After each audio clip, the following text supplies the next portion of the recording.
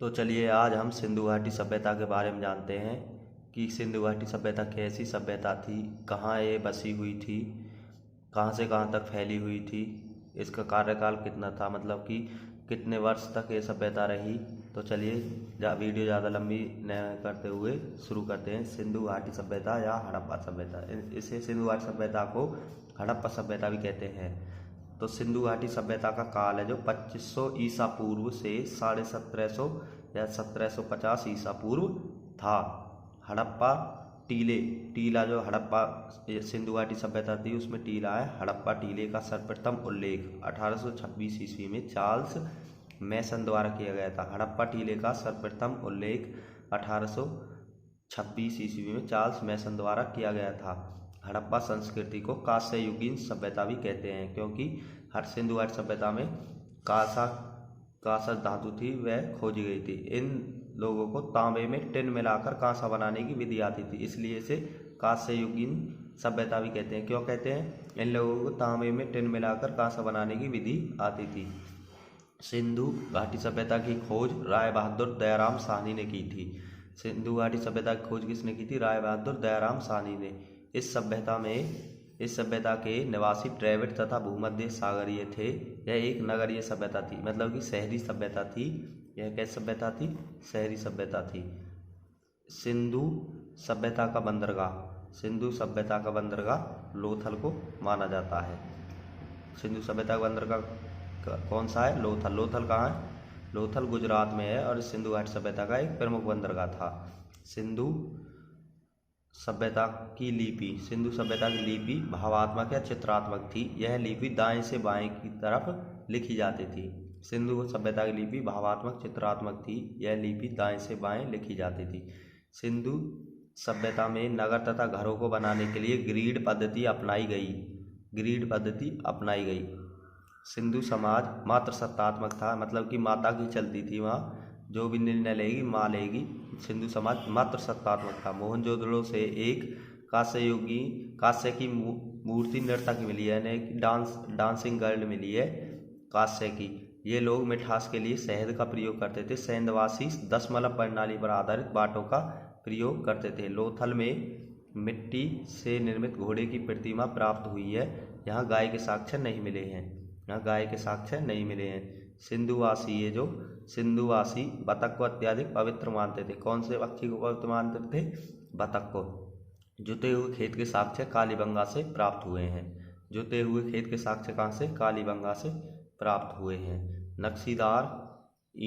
नक्शीदार ईंटों के प्रयोग के साक्ष्य भी कालीबंगन से प्राप्त हुए हैं। सिंधु सभ्यता के प्रमुख स्थल, पहला है हड़प्पा। हड़प्पा कहाँ है? वर्तमान में पाकिस्तान में है और रावी नदी के किनारे है। हड़प्पा रावी नदी के किनारे पाकिस्तान में है। दूसरा है मोहनजोदड़ो, पाकिस्तान में सिंधु नदी के किनारे है। मोहनजोदड़ो पाकिस्तान में किस नदी के किनारे? सिंधु नदी के किनारे। तीसरा है चनहूदड़ो, पाकिस्तान में सिंधु नदी के किनारे है। चनहूदड़ो कहाँ? पाकिस्तान में सिंधु नदी के किनारे है। कालीबंगा राजस्थान में घग्गर नदी के किनारे। कालीबंगा राजस्थान में घग्गर नदी के किनारे है। पांचवा है लोथल, गुजरात में भोगवा नदी के किनारे है। आपको बताया था कि लोथल सिंधु घाटी सभ्यता का प्रमुख बंदरगाह भी था। रोपड़, छठा कौन सा है? रोपड़ पंजाब में सतलज नदी के किनारे है। सातवां है आलमगीरपुर, मेरठ हिंडन नदी के तट पर बसा हुआ है। और रंगपुर गुजरात सुखभादर नदी पर बसा हुआ है। रंगपुर क्या है? सिंधु सभ्यता के प्रमुख स्थल हैं जो कौन सी नदी किनारे हैं और किस राज्य में है, वर्तमान स्थिति किस राज्य में है? तो रंगपुर गुजरात सुखभादर नदी के किनारे है।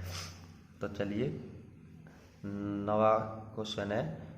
नवा स्थल है धौलावीरा, गुजरात मनसर या मनहर नदी के किनारे बसा हुआ है।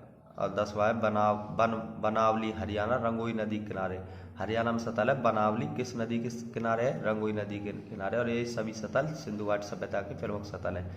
सुतकागेडोर पाकिस्तान में दासक नदी के किनारे है। सुतकागेडोर पाकिस्तान में दासक नदी के किनारे है। मोहनजोदड़ो से प्राप्त सबसे बड़ी इमारत अन्नागार थी। सबसे बड़ी इमारत कौन सी थी? अन्नागार। इनकी मुख्य फसल गेहूं और जौ थी। और ये सूती एवं ऊनी वस्त्रों का प्रयोग करते थे। सूती एवं ऊनी वस्त्रों का प्रयोग करते थे। अग्निकुंड लोथल तथा कालीबंगन से प्राप्त हुए। अग्निकुंड कहाँ से प्राप्त हुए? लोथल तथा कालीबंगन से प्राप्त हुए हैं। कालीबंगन का अर्थ है काली चूड़ियाँ। शाब्दिक अर्थ क्या है? काली चूड़ियाँ। अग्निकुंड लोथल तथा कालीबंगन से प्राप्त हुए हैं।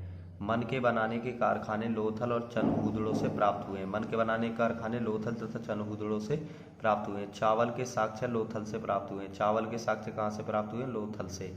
हड़प्पा है, हड़प्पा की मोहरों पर एक सींग वाले पशु का चित्र मिलता है। ये मोहरें स्टेलाइट धातु की बनी हुई थी। हड़प्पा की मोहरों पर एक सींग वाले पशु का चित्र मिलता है। ये मोहरें स्टेलाइट धातु की बनी हुई थी। सिंधु सभ्यता के लोग मातृ देवी की पूजा करते थे और पशुओं में कुबड़ वाले सांड की पूजा करते थे। भाई सिंधु घाटी सभ्यता के लोग पूजा भी करेंगे हैं, तो किसकी पूजा करते थे? ये लोग मातृ देवी की पूजा और कुबड़ वाले सांड की पूजा करते थे। ये लोग सूती तथा ऊनी वस्त्रों का प्रयोग करते थे तथा मनोरंजन के लिए ये लोग मछली पकड़ना, शिकार करना, पशु पक्षी को आपस में लड़ाना तथा पासा खेलने का प्रयोग करते थे। इनको तलवार का ज्ञान नहीं था और आग में पकी हुई ईंटों को टेराकोटा कहा जाता था।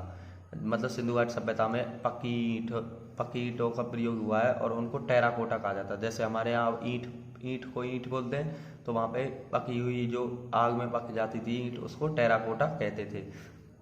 सिंधु समाज में पर्दा प्रथा तथा वेश्यावृत्ति भी प्रचलित थी। सिंधु समाज में पर्दा प्रथा तथा वेश्यावृत्ति भी प्रचलित थी। सिंधु सभ्यता के लोग लाल मिट्टी से बर्तन बनाते थे तथा उस पर काले रंग का डिजाइन बनाते थे। सिंधु सभ्यता के लोग लाल मिट्टी से बर्तन बनाते थे तथा उस पर काले रंग का डिजाइन बनाते थे। सिंधु घाटी सभ्यता के विनाश का कारण बाढ़ को माना जाता है। सिंधु घाटी सभ्यता के विनाश का कारण बाढ़ को माना जाता है। तो चलिए, धन्यवाद। आपको वीडियो अच्छी लगी हो तो लाइक करें, चैनल को सब्सक्राइब करें और नेक्स्ट वीडियो के लिए वेट करें। ऐसे ही कंटेंट आपको डेली वेज मिलेगा। चैनल पर बने रहें। धन्यवाद।